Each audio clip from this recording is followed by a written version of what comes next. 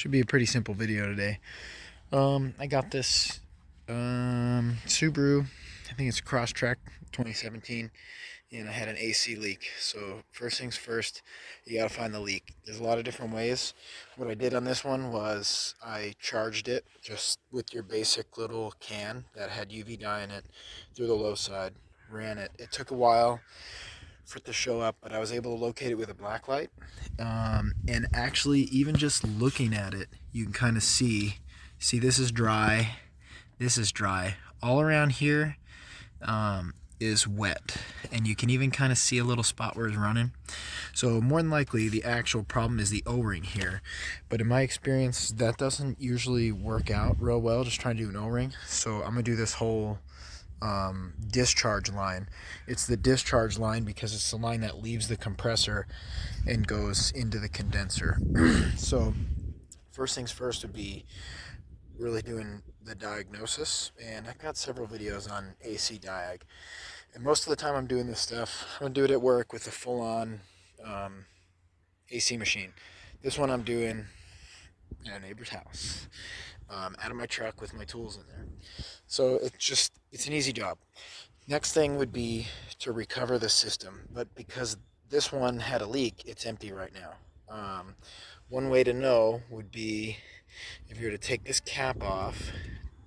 Don't lose it, but in my case it doesn't matter if I lose it, because look, I got the new line and it comes with the high side cap anyway. If the AC is not working, there may be minimal or no pressure in there. I could just depress that little valve right there to confirm. But I've got to say, you may get shooting projectiles. You're going to get, if there's anything in there, refrigerant coming out and whatnot. The other thing, and probably the more professional, but I'm not talking about having like a $5,000 AC machine. You should really get a set of manifold gauges. They're cheap. I think this is like $30. I don't even have a great set. So, you could spend hundreds on them, but I personally wouldn't. You could hook up your manifold gauges, hook it up, turn it on. You can measure your pressure here. We're flat zero. So it's just empty. So that means I'm ready to pop this hose off. The whole recovery process is not the purpose of this video. This is more repair and just charge. So next thing I'm looking at, 10mm bolt right there. This one's an easy line, but it'd be a little easier if the end of it was more accessible. So I'm gonna probably have to pull this coolant reservoir and fight it a little bit, but really basic, 10mm, 10mm. Let me get those.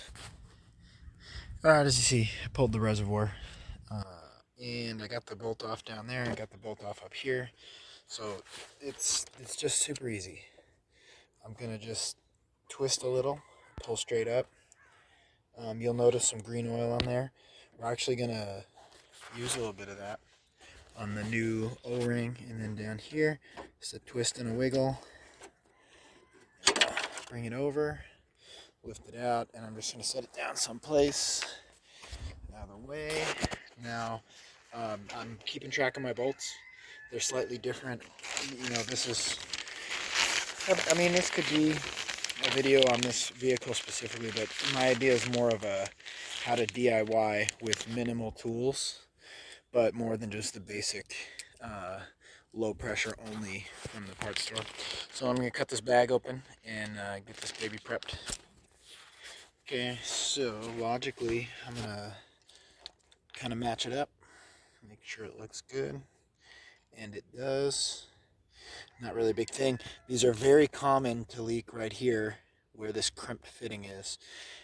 And there are actually machines to do these crimps. It's a die that presses it down. So an AC specialty shop would fabricate this hose. It's not what we do. It's not what your typical automotive technician or DIY person is going to do. We're going to get a line and replace it. This line was super cheap off Rock Auto. Actually, I think we even got it off Amazon. I think I got the part number off Rock Auto, and then I was able to get it a little quicker and cheaper off Amazon. So pull these caps. I'm going to set them down. I want to show you something.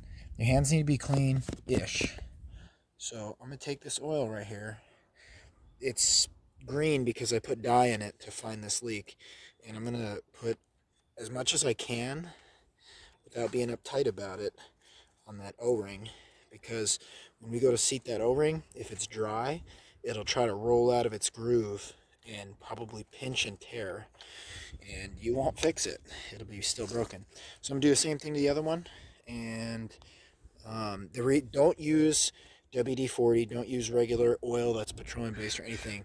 Use this oil that's a PAG oil that was already left over from the system. That's why I'm using this used oil. It's not because I can't come up with grease or something. It's not a good idea. It could have a adverse reaction in the system. So let me get the other one all set. This one happened to come with some spares, so I'm gonna set those aside. It came with O-rings on it. It's common that they're green. They could be black. There's different types of rubber, typically color coded a little different, but I've noticed from the factory black and green. So next thing, I'm just gonna show you the top side only. I'm just gonna set this here for now. When I go to get this in, here's what we're really trying to do. I'm going to get pretty nice and close up. As I'm installing this, I need to hold it very straight, and I'm kind of hitting my overflow here, so I'm just going to lay that out of the way. I'm bringing it in. Now notice the O-ring just started to touch, and I'm just going to work it in like that. That's what you want to do. If you have to force it, you're risking, again, rolling the O-ring over and causing a leak. And then, real simple, I'm just going to get the bolt run down by hand right now. I'm going to do the same thing to the condenser side, and then I'm going to tighten those bolts, torque them to spec. I'm not going to give any details on that, but you need to have the correct amount of torque. Note they're both going in aluminum, so if you over torque them, you're not going to damage the bolt. You're going to rip the threads out of the aluminum part. So if you rip the threads out of the condenser, you're buying a condenser. You rip the threads out of the compressor, you're buying a compressor. Maybe you could do a thread repair with an insert like a helicoil or something, but by the time you try to drill that and metal chips fall inside, it's trash. So just don't over torque it. Simple. All right, it's in and torqued. Next, I'm gonna pull the caps, and at this point, here's the debacle. This system has had air go into the AC system because of the leak. If the refrigerant can leak out, air can come in, which means this whole system more than likely has air in it. So by the book, what we should do right now is I should take apart this condenser and remove a desiccant bag that's there to remove moisture and absorb moisture and replace it. And then I should put this in an extremely long vacuum. And you can buy a vacuum pump pretty cheap. It would be probably a pretty good investment, but I'm not going to do that on this particular one. I'm going to show you what to watch out for if there is moisture in the system. So, sometimes ignorance is bliss, but I'm just letting you know, this is not a by-the-book repair. It's not intended to be, and it's not going to be, because I'm not going to vacuum this one. I'm going to get this baby rolling, get it charged, verify it's got AC. Not because it's the best thing to do, but because, this is a nice kid. He doesn't want to spend any money. I'm just going to help him out. And I don't actually own a vacuum pump, so this is one of those ones where I'd be like, hey, man, let me take this to work. I'll give you the whole hookup. But that's not what I'm offering. Actually, I'm not even teaching AC right now, so that would mean I'm bringing it in my own time. And it's really tough to get to my job with driving a car because traffic. So I'm just hooking it up in a way that's reasonably correct. But I'm telling you, by the book, vacuum and the whole nine. So right now I got the 2 gauges on, tightened to open them. We got 0 PSI. I had them order up some cheap r134a. So here's what we got to do. This is 12 ounces.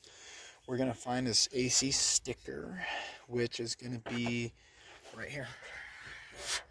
Okay, so this should take 475 plus or minus 25 grams. So we're looking at 450 to 500 grams. What that is in ounces? That's a good question.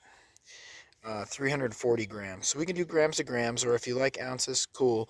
You just got to use Google or whatever to convert that to ounces. So if we're at 340, and that's going to be roughly, we'll call it 475. We'll call it even 500 or whatever.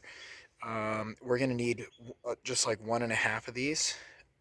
So 340, if we were to use both of them, that would be 680. That would be way over. So yeah, we're going to be ballpark 1.5 of these. First things first, we need to get that whole can into the system. So on this gauge set, and this is why I use the gauge set, it can adapt to all the different cans. So I'm just going to thread this on here, but it's going to be too tough with one hand. All I did was snug the can up. I spun it on, snugged it up. Now I'm going to start to depress the little needle. You can hear something probably. Don't depress it. If you thread this in all the way, it's going to seal against the metal canister housing.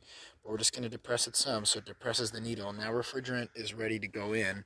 I've got my valves closed. Normally we're just looking at these. I'm gonna explain what these valves are for in a second. Now what I need to do, it's not gonna pull the refrigerant in on its own. It's just gonna equalize. So there's a little bit of high pressure in that can, so that's why you heard a little hiss. What we need to do now, get the car started. Tiny people. Hate to move the customer seat, but I can't even get in this sucker. Alright, so we're gonna start it up. I got the keys up here, so I don't lock them out. So, that's not the clutch pedal, that's the clutch pedal. Right, so, start it, max AC, recirc, or it doesn't matter. I'll put it on recirculate. Now I'm going to want to get a feel for the vent temperature. It feels warm. I guess let me specify, it feels ambient. About 70 degrees outside, feels about 70 in here. Depending on how this job goes, I may take some temperature measurements. But to start, I'm going to begin. So this kind of weird to explain.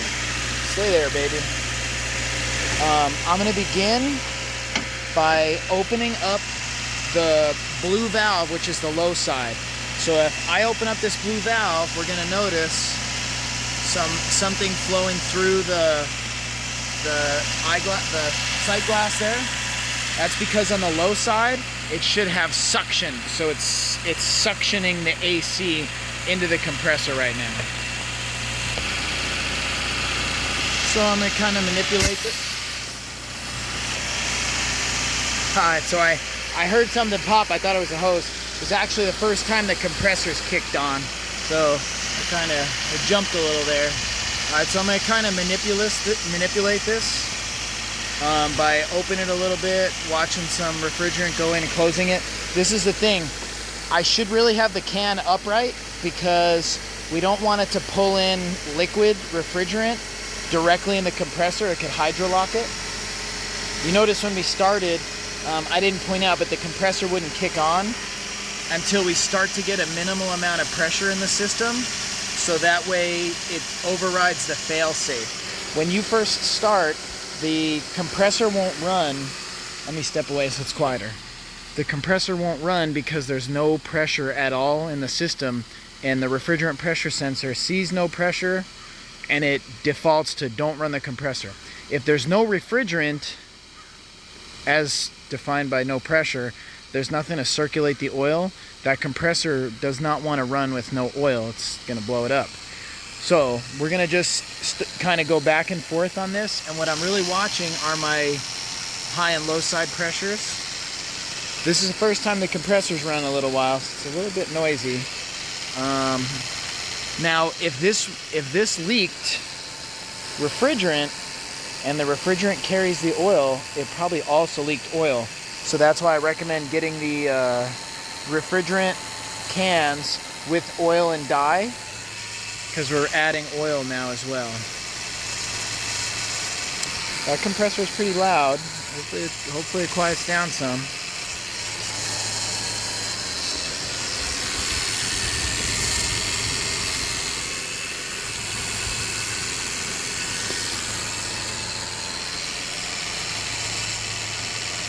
Alright, so I'm just going to leave that open so it's suctioning from the can. The can's starting to get cold, so it's pulling it to low pressure. And I'm going to just help speed it up a little by occasionally doing a little tip. And when I do, I'll see a little liquid refrigerant come through. Just a little bit. That baby's pretty loud. Okay, so I'm going to kind of leave it doing its thing. I'm going to leave it upright though. I'm going to grab my temperature gun. Man, shoot, I forgot. I took my temp gun out of here. So we're going to do it all by feel. I'm going to jump in and we're going to start to feel. It's still pretty ambient. It's not real cold. But it's definitely starting to cool down. Actually, you know what's interesting? The passenger side is starting to get cold and the driver's side is a little more warm. So let me tell you what that means. When it's low on refrigerant, here's what happens. Man, that compressor's loud. When it's low on refrigerant, what happens is the evaporator core inside, the refrigerant enters on the passenger side and it begins to evaporate, which cools it a lot. But if it's low on refrigerant, it'll all evaporate before it reaches the driver's side, and then the driver's side will be kind of warmer. So it's still low on refrigerant, which we'd expect. We need to do 1.5 cans roughly. And this can's still got a little bit in it. So, man, that sucker's loud. Bummer. Alright, so, and he told me he heard a noise. So this could be his noise. Now look, we're under 100 and we're at about 15. That's still way too low. So I'm going to keep trying to get it to draw in. Sometimes I notice what helps it is if you actually get in and rev the engine, get the compressor RPM up, it'll pull some more in. But this can's getting pretty light, so we got a lot of it in there.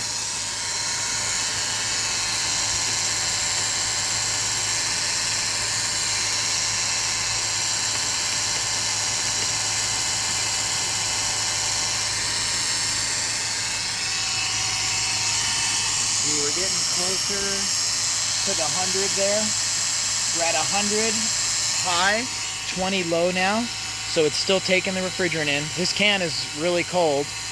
And as it gets more and more close to full, the can will continue to get colder and colder. So even without a whole lot of tools, we can do a lot of this by feel. We should end up with the low lines feeling cold and the high lines feeling pretty hot, maybe even hot enough to burn you. And as that happens, that's an indication that, you know, the high side and the low side pressures are getting closer to where they should be, which means it's going to do a maximum conversion through the evaporation inside. So right now it's cool. I mean, I could probably cut it loose to the kid and he'd be like, hey, my AC works, but it's only 70 out. If it was 95 with high humidity, he'd notice his AC is not really working that well. Alright, so we're still coming up a little. This can's getting pretty light. I may get the next can ready here and get the next half a can in there. I'm going to keep going inside and checking. Man, that compressor's super loud. Okay, starting to feel a little cooler. So I'm going to just keep doing what I've been explaining. Alright, it's struggling a little bit to empty that can out, so I just came in to rev it up a bit. Still got the AC pretty maxed out. It's getting pretty cold in here. I might actually get my sweatshirt. But I just want to wipe that can out and get the other can on it.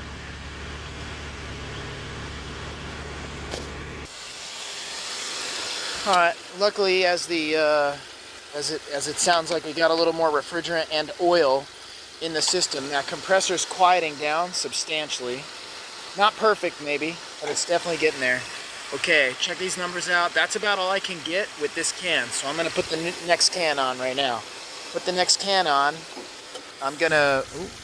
I got a little leak from twisting this around too much. I'm going to totally loosen this. And then I'm just going to spin the can off the bottom, grab the next can, and spin that can back on.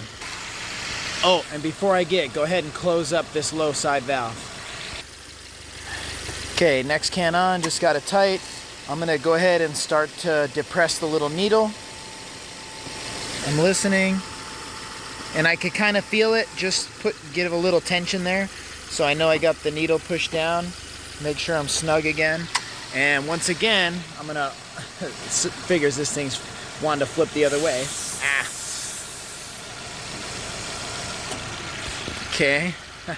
That's the problem with trying to get this rotated in the right direction. I'm just gonna stand in a different spot. All right, I'm gonna open that low side up again.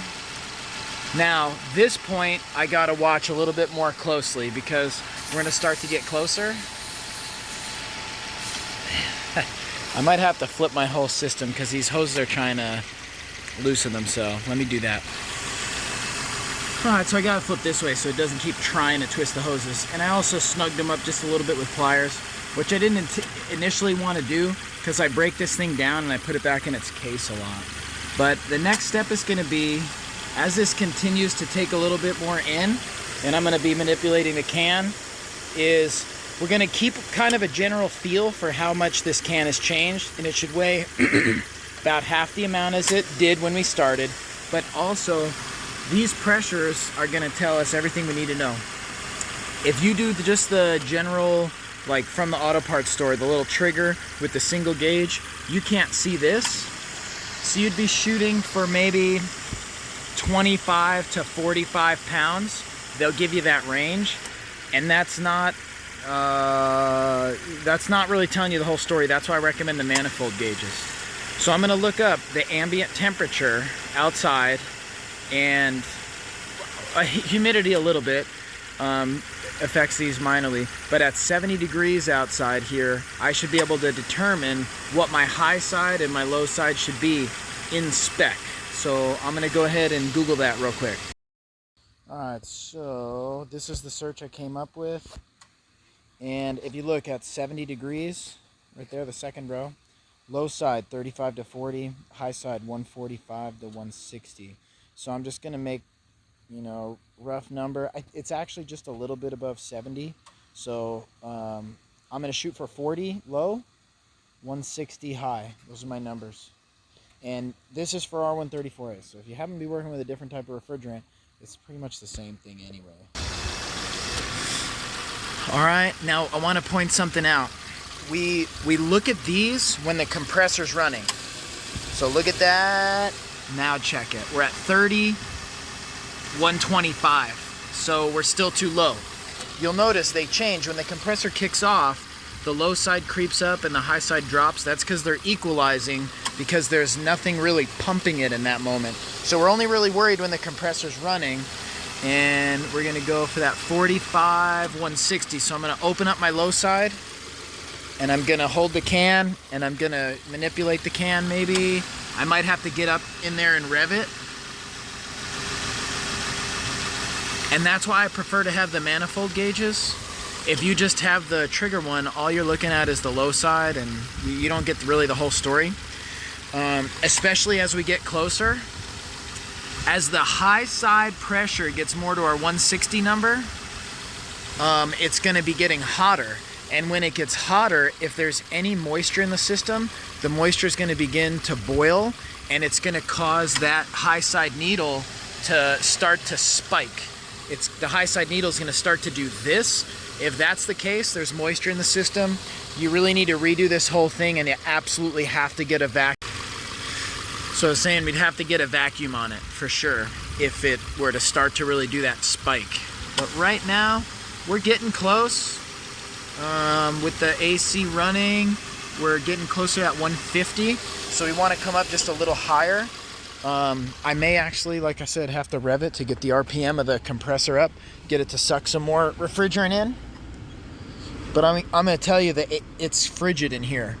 It's cold. I mean, it's definitely really cold. I should have grabbed my temp gun. Guess you'll have to take my word for it. But it's getting cold, cold, cold. And it hasn't been cold in a long time. So he's gonna be pumped. So AC on.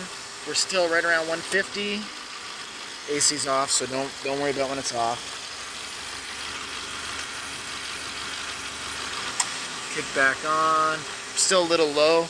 And it seems like it's struggling, so again, bring the RPM up. If you had an older car that wasn't electronic throttle, it'd be nicer to do it from under the hood, but We got what we got to work with here.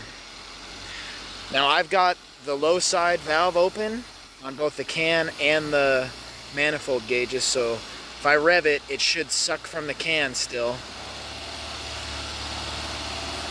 That's why it is nice to have those several $1,000 AC machines.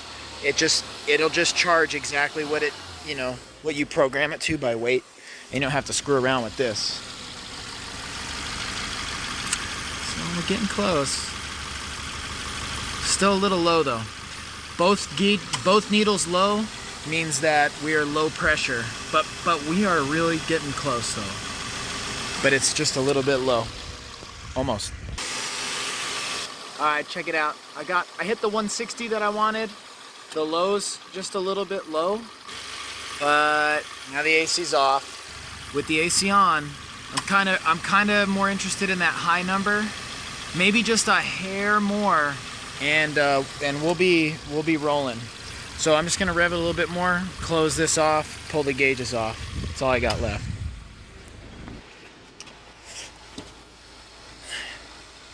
So a little bit of a pain doing it this way, but if you don't have the machine, this way is gonna work quite well.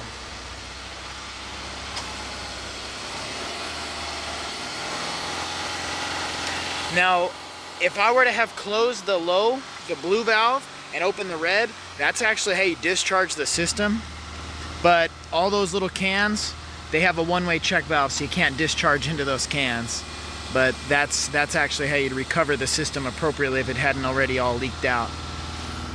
So I'll give it one last little push here when the AC compressor kicks on, which is, you'll hear it right there. Give it a good rev. And the AC compressor's, not having to run that much because it's dropping the pressure pretty good. All right, I'm gonna keep it right there. Okay. Now these pressures will still be live, but with the valve closed, it's no longer trying to suck from the can. So now I'm gonna loosen this. I'm gonna pop this can off. Yeah, this feels like it took probably just a little over half the can. So ballparking that is fine, but ultimately the pressures tell the story. And so pull these off and call that complete. Hopefully that helps somebody DIY AC.